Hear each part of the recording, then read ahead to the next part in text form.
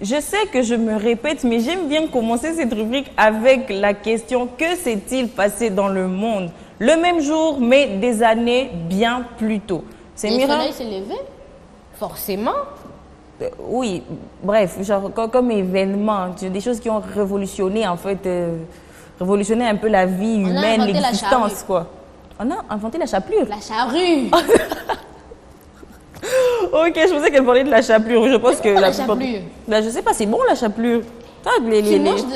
Non, enfin, je mange pas de chapelure, mais je mange des aliments qui ont été panés. Donc, nous sommes aujourd'hui le 25 juillet. Le 25 juillet, merci de me l'avoir rappelé. Parfois, j'ai du mal avec le temps. Exactement, merci beaucoup. Alors, nous sommes en 1978 et Louise Brown vient au monde. C'est le premier bébé éprouvette. Qu'est-ce qu'un bébé éprouvette? Ça veut juste dire que Louise Brown est née par FIV ou alors en long terme, disons par fécondation in vitro. Alors, qu'est-ce qu'est la fécondation in vitro? C'est une technique de procréation médicalement assistée et de transfert d'embryons. Tu vois un peu ce que j'essaie de dire, non? Oui, j'ai compris. En gros, on aide juste les femmes, disons, à donner naissance. Mais c'est hors utérus, parce que d'où c'est in vitro, genre c'est du latin, dans le verre en soi.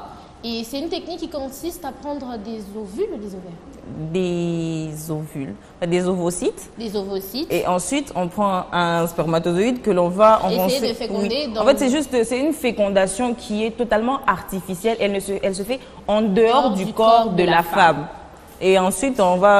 Après, disons, on va pas vous mettre des éprouvettes dans le corps parce que là, on est sûr que vous allez mourir. Mais... Voilà un peu comment se fait la fécondation en question. Alors... la première fécondation in vitro a été réalisée aux États-Unis par le docteur Miriam Menkin. La technique est ensuite approfondie au Royaume-Uni où est née Louise Brown. Et c'est grâce au docteur Patrick Steptoe et Robert Geoffrey Edwards qui ont donné naissance justement à Louise. Les pays comme l'Inde, les États-Unis et la France ont ensuite emboîté le pas. L'Inde aussi? Oui, l'Inde aussi. En Inde, les Indiens ils ont toujours été en avance. Hein. Oui. Et là, on est dans les années 78, début des années 80 en fait. Enfin, moi, je pensais que c'était plutôt une pratique qui pouvait dater des années 90, mais je m'étonne que ça commence depuis les années 70. Vous savez en réalité, la technique a d'abord été...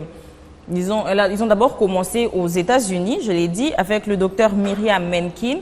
Mais c'est l'essai qui a vraiment fonctionné, c'est avec Louise Brown. Enfin, pas avec Louise Brown, mais c'est quand Louise Brown est née. Ensuite, après elle, il y a eu en France où le bébé Amandine aussi est né, mais là, c'était dans les années 80. Alors, cette technique est très avant-gardiste, mon Dieu, pour le temps. Et elle fait beaucoup parler d'elle en raison de l'éthique en fait tout autour. Tu vois, ça se comprend. Culturellement parlant, c'est pas quelque chose que tout le monde peut accepter. Ce n'est pas quelque chose que tout le monde peut accepter. C'est-à-dire qu'au lieu de concevoir un enfant par voie naturelle, je vais quasiment le fabriquer. Mais on se dit que c'est à l'encontre, enfin pour certains pour des principes religieux, pour des principes culturels, donc chacun le prend un peu à sa façon. Surtout, je pense que vraiment quand on est, surtout nous en Afrique et tout, on est très conservateur. On a vraiment du mal un peu, mais... À l'accepter, ce genre de choses. Mais maintenant, on a quand même des cliniques de fertilité qui ont ouvert à Kinshasa. Pendant les recherches qu'on a faites, j'ai remarqué qu'il y avait quand même plusieurs cliniques de fécondation in vitro à Kin. Ce qui m'a étonnée parce qu'on n'entend pas beaucoup parler. D'où, comme tu viens de le souligner, vraiment en Afrique, c'est quelque chose d'assez, si je peux vraiment le faire en image, c'est compliqué. C'est vraiment, vraiment compliqué de l'accepter. C'est pas tout le monde qui l'accepte. D'où même le concept de mère porteuse aussi, qui est difficile à accepter. Donc, culturellement parlant... C'est vraiment chaud, en fait. Et donc, comme je disais, la fécondation in vitro a apporté beaucoup sur les dérives éthiques. Par exemple, il y avait les bébés à la carte ou alors un bébé sur mesure. En fait, c'est un enfant qui est conçu par fécondation in vitro et qui est sélectionné génétiquement. C'est-à-dire, soit il peut être porteur d'un gène ou ne pas être porteur d'un autre gène.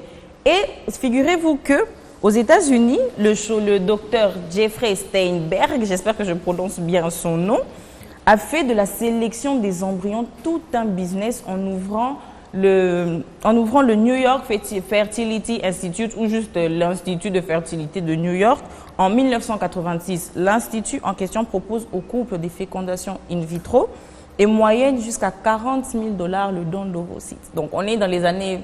70? Non, 80. Oui, le milieu des années 80. Et il y a quelqu'un qui te dit, si tu veux avoir un enfant, ben, tu dois claquer 40 000 balles. Waouh, ça fait beaucoup quand même, ça fait beaucoup, Exactement. Ça fait vraiment beaucoup. Mais attends, Andrea, j'ai quand même une question parce que si on a l'ovocyte, par exemple, la femme, toi tu y vas, mais le spermatozoïde doit venir d'où? De l'homme, par exemple, au cas où tu n'as pas de mari. Il y a des donneurs potentiels ou c'est le docteur lui-même? Non. On ne sait jamais. Hein. C'est juste des questions qui se posent. On ne sait pas. On ne sait pas. D'où tu m'as parlé de... Quand tu as parlé de business, ça m'a fait tiquer. Parce que je me suis dit, waouh, si c'est vraiment ça, c'est que c'est glauque. Mais c'est effectivement une bonne question. Il y a aussi des cliniques ou des personnes, disons, qui font des dons de spermatozoïdes, des dons de sperme, en fait. Tout simplement. Donc, si vous n'avez pas de partenaire, vous n'avez pas de mari... Mais attends, c'est pas un peu risqué du fait que... Enfin, dans des spermatozoïdes, d'accord, évidemment, ils font des tests et tout ça, mais si on voit les gènes de la personne, par exemple, ils te ramènent des gènes qui ne correspondent pas au tien et puis tu as un enfant, excusez-moi, compliqué, tu fais comment? Parce que là, c'est pas un service remboursable. Mais un enfant. Exactement, d'où le fait que j'ai parlé des bébés sur mesure ou les bébés à la carte, en fait. C'est-à-dire qu'avec la fécondation in vitro, vous avez la possibilité de prendre un gène ou de ne pas le prendre, en fait. Pourquoi j'essaie de me compliquer la vie, en fait? Attends, donc tu peux choisir une caractéristique spécifique. Exactement. Waouh, ça c'est vraiment se faire des bébés. C'est des bébés sur mesure. C'est comme faire des poupées, en fait. Oui, c'est ça. D'où aussi le problème éthique. D'où le problème éthique, en fait, qui a été soulevé. Parce que, bon, c'est un enfant. Comment est-ce que tu veux que je le... En fait, tu es là en train de prendre ton enfant comme une espèce de pot d'argile. C'est juste un morceau d'argile et puis tu le modèles. Je t'interromps, dégage. Je t'interromps. Wow. Excuse-moi, parce que tu m'as interrompu. On parle d'éthique, hein? On parle d'éthique, mais regarde ce que tu veux faire. Oui, on parle d'éthique, mais bref. J'aimerais te poser une question parce que en faisant des recherches qu'on a discutées vraiment, on s'est rendu compte que on a parlé de bébés médicaments, donc des enfants qu'on faisait fabriquer exclusivement, par exemple, pour leur grande sœur malade, va faire des prélèvements d'organes. C'est pas un peu barbare? Parce que, attends, je t'explique. Il y a des enfants, par exemple, il y a des couples qui mettent au monde, par exemple, tu as déjà un enfant et l'enfant est gravement malade, ou il a besoin de dons d'organes, donc il a besoin d'avoir des gènes spécialement familiaux. Si ses parents ne correspondent pas, ils sont obligés de faire un autre enfant qui pourrait potentiellement être compatible avec, par exemple, ta grande. Je sais, c'est compliqué. Je sens que ton cerveau est en train de tourner. Mon cerveau est en train de bouillir, là. En fait, c'est ce que tu dis, c'est intéressant, mais en même temps, c'est pas évident parce que le temps que l'enfant se fasse planter, le temps que la donne se fasse planter. Mais justement, c'est ça, c'est sur le long terme parce que pendant ce temps, on essaie de garder la personne en vie. Oui, vraiment. En vie, afin qu'il ait, par exemple, la personne qui va venir après, sa petite soeur ou son petit frère, ait le temps de grandir, que les organes soient bons, pour que, par exemple, il y a des prélèvements de reins ou de quelque chose d'autres organes. De rate, pas le cœur, hein, parce qu'on n'est pas des barbares. On ne va pas prélever le cœur sur un autre enfant. Mais c'est vraiment pour quelque chose comme ça. D'où, je crois que je me souviens, je ne sais pas si c'était un film, j'ai vu un extrait quelque part. Il y a une petite fille qui allait porter plainte contre ses parents parce qu'elle ne voulait pas être un enfant dit médicament en soi. Parce qu'elle se disait qu'elle avait ses droits et qu'elle ne considérait pas le fait d'être née pour pouvoir donner ses organes à quelqu'un d'autre. Tu en penses quoi? C'est technique, hein? C'est compliqué. Je sais. C'est vraiment compliqué. Mais après, si c'est une enfant, ben, je ne sais pas si c'est possible qu'elle donne son... Il faudrait qu'elle soit d'accord aussi, surtout si c'est quelqu'un qui est vraiment qui a toutes ses capacités mentales, toutes ses facultés mentales et tout. Je comprends qu'elle ait porté plainte, parce que d'une certaine manière, on dirait qu'elle a été obligée de on l'a fait naître. Techniquement, tu es comme une grande pharmacie pour quelqu'un d'autre. Oui. Et c'est vraiment très... Après, il y a des organes qui ne sont pas forcément vitaux, alors elle traumatise un peu. Andrea, mets-toi un peu à sa place. Toi, tu es là, tu es né. Enfin, tu es là, tu es content d'être avec tes parents, tes frères et sœurs et tout ça. Donc, tu te rends compte que de base, ils ne voulaient pas te concevoir. Ils t'ont conçu juste pour être une solution pour tes frères et sœurs. Ça fait réfléchir. Oui, c'est très controversé, chers téléspectateurs. Mais quoi qu'il en soit, aujourd'hui, Louise Brown a 45 ans. Elle est toujours vivante? Oui, elle est toujours vivante. Elle est née en 1978. Wow. Elle est jeune. Alors, oui, bien sûr. Louise Brown a 45 ans et vit toujours dans la petite ville de Bristol où elle est née. Elle est médecin. Alors, qu'est-ce que vous pensez de la fille? Oui, elle est médecin. Mais dans quoi? Elle est médecin. Médecin généraliste? Oui, elle est médecin. Ah. Alors, chers téléspectateurs, qu'est-ce que vous pensez de la fécondation in vitro? Est-ce que c'est une bonne chose ou ça soulève vraiment, ou est-ce que la technique soulève vraiment des questions éthiques? Passons à l'éphéméride suivant. Nous sommes en 1996, 18 ans plus tard. Au Burundi, un coup d'État militaire a lieu le 25 juillet, donc aujourd'hui en 1996, au milieu de la guerre civile burundaise. Alors, l'ancien président Pierre Buyoya, qui est un Tutsi, remplace le président Hutu Sylvestre, oulala, le nom est compliqué à prononcer, Sylvestre Tinbantunganya. Ça fait vraiment Hutu, en tout cas, que son âme me pardonne, parce que, voilà. Ben, je suppose, oui. Ah. Alors, Pierre Buyoya était arrivé pour la première fois au pouvoir en 1989, après un coup d'État militaire, renversant Jean-Baptiste Bagaza. En fait, ce gars, il était très belliqueux. On se rend compte, hein? Et il est resté président jusqu'aux premières élections présidentielles démocratiques dans le pays le 27 juin 1993, qui a été remporté par le Hutu Melchior Ndadaye le 21 octobre de la même année. Aujourd'hui, tu nous donnes des noms très techniques. Mais c'est le nom des amis. Oh. Je ne suis pas contre leur nom, mais... C'est le nom des amis. La prononciation... Melchior Ndadaye. Melchior Ndadaye. Oui, okay. Donc Melchior... Pardon? Oui, il s'appelle Melchior Ndadaye. Et le 21 octobre de la même année, il se fait assassiner. Et c'est là qu'a lieu la guerre civile burundaise. Alors, on a des Tutsis et des Hutus qui commencent à se faire la guerre.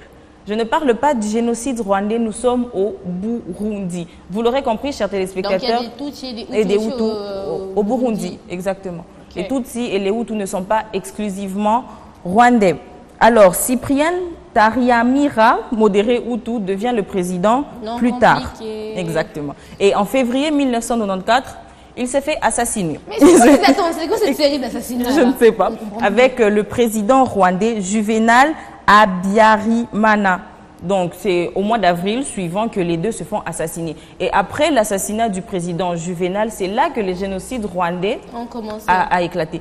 En fait, la rivalité entre les deux peuples date de très longtemps. Mais elle a commencé comment d'abord? Parce qu'on ne peut pas commencer à se détester comme ça du jour au lendemain. C'est juste parti d'un préjugé. En fait, les Hutus sont des Bantous et ils sont considérés par les Tutsis comme étant inférieurs parce que les Tutsis, en réalité, est un peuple hamite. Les peuples hamites, ce sont d'anciens Égyptiens. Ce sont des Blancs d'origine... Ce sont les descendants des pharaons. Apparemment, c'est ce qu'ils pensent. Ce sont des Blancs originaires d'origine aristocratique et ils considèrent les Hutus comme étant inférieurs à eux. Je comprends la Donc, mais juste le fait que un président Hutu ait été assassiné par un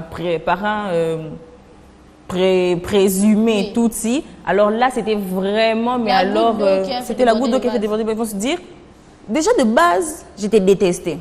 Mais là, maintenant, tu viens, tu tues mon président. On va en venir. On a une raison pour se tuer.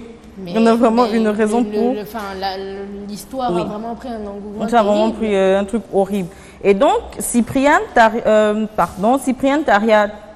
Taryamira est remplacé par un autre dirigeant Hutu, Sylvestre Tinbantunganya, et c'est lui qui a été remplacé par Pierre Buyoya. Les noms sont assez compliqués à prononcer, mais vous comprenez, chers téléspectateurs, vraiment. Alors, les massacres des communautés ont continué. Selon Amnesty International, tu sais ce que c'est, franciser Amnesty International au Canada. Mais Andrea, c'est pas plutôt une théorie belge faisant croire aux Tutsis qu'ils sont supérieurs aux Hutus, ou bien qu'ils ont des descendances bantoues? Vraiment... C'est vraiment une histoire très compliquée. Je pense qu'il nous faut des archéologues, des historiens. Bon, après, on peut quand même partir aussi du principe que En Afrique, il n'y a pas qu'une seule tribu, il n'y a pas qu'un seul regroupement, il y en a énormément. Donc, ça ne veut pas forcément dire que c'est la faute des Belges aussi. De base, les deux personnes ne s'entendaient pas. Enfin, on peut aussi planter une graine en vous et puis vous faites juste on peut aussi planter une graine, mais je ne pense pas que là, vraiment, ce soit de leur faute. On ne va pas tout leur mettre sur le dos. Bon, on verra. On verra, on ne sait pas. Et donc, Amnesty International est une ONG internationale, vous l'aurez compris, qui promeut en fait la défense des droits de l'homme et le respect de la Déclaration universelle des droits de l'homme. Alors, selon Amnesty International, à l'époque, plus de 6000 personnes ont été tuées pendant la guerre civile burundaise. On parle bien. Même pas du génocide, genre juste la guerre civile. Oui, juste pendant la guerre civile burundaise. En fait, la guerre civile, c'est les civils qui se battent entre eux. Oui, on peut dire que c'est un génocide aussi parce que c'est des Hutus et des Tutsis qui se battent. Et je ne sais pas, je ne pense pas l'avoir signifié, mais l'armée burundaise, à cette époque, était à majorité Tutsi. Donc, il y avait beaucoup plus de Tutsis. Alors, à ce moment-là, les pays limitrophes du Burundi, dont la République démocratique du Congo, la Tanzanie, l'Érythrée et l'Ouganda, vont sanctionner le pays, créant ainsi beaucoup de déficits économiques, sanitaires, scolaires et tout ça, essayant de faire que Pierre Buyoya laisse tomber. Mais il a refusé, vraiment, non. Il a refusé catégoriquement. Non, catégorique. Okay. Et il y a eu des dialogues et tout ça. Et ensuite, Nelson Mandela aussi, figurez-vous, chers téléspectateurs. Dont on parlait la dernière fois quand il a participé. A été le négociateur. Et ce n'est qu'en 2003 où Pierre Buyoya laisse le pouvoir à Domitien Ndayizeye, à la suite d'une médiation internationale avec Nelson Mandela, que Pierre Buyoya laisse le pouvoir, mais la guerre civile ne s'arrête qu'en 2005. Wow. Donc nous sommes partis de 1996 en 2005, donc à peu près 9 ans, 10 où les Burundais se sont entretués, faisant beaucoup de morts. On voit déjà le mouvement parce qu'après après cette guerre civile, on a eu le génocide, oui. D'où il a fait qu'ils ont dû se réfugier dans plusieurs pays limitrophes, dont nous, et enfin, par exemple l'Ouganda et tout ça. Donc c'était vraiment quelque chose d'assez compliqué en point. J'imagine la détresse parce que tu passes d'une guerre civile à un génocide. Oui, mais Même s'il est venu bien après. Oui, la guerre civile, c'est... Je ne sais pas si on peut dire... Je pense que le génocide et la guerre civile, d'une certaine manière, c'est à peu près la même chose. Oui. À peu près, parce qu'on sait qu'une guerre civile, elle naît en fait des ressortissants des mêmes pays qui ne s'entendent pas. Voilà. Le génocide, c'est deux personnes aussi de même origine, disons, qui ne s'entendent pas. Donc d'une certaine manière... C'est la même chose, c'est juste les termes qui changent. Non, mais je pense que guerre civile et génocide, ça a une plus grande portée. Par exemple, quand on a le génocide arménien, où il y a plus d'1 million de personnes qui sont mortes, c'est compliqué, c'est différent d'une guerre civile. Oui. Donc, je pense que le génocide a une plus grande portée. Il y a quand même des différences qu'on n'a peut-être pas soulignées en soi. Oui, c'est vrai. Mais... génocide, c'est quand même quelque chose d'assez grand, enfin, une plus grande portée. Oui, c'est le massacre d'une population par une autre.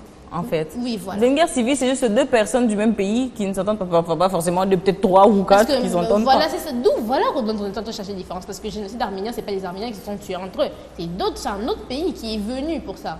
Donc, alors, chers téléspectateurs, j'espère qu'avec nous, vous avez appris beaucoup de choses. Non seulement sur la fécondation in vitro, mais aussi sur les génocides et aussi, disons, les guerres civiles aussi. Et tout simplement en culture générale. C'est aussi pour ça que je suis là, que Semira est là, que tout Direct TV est là en fait.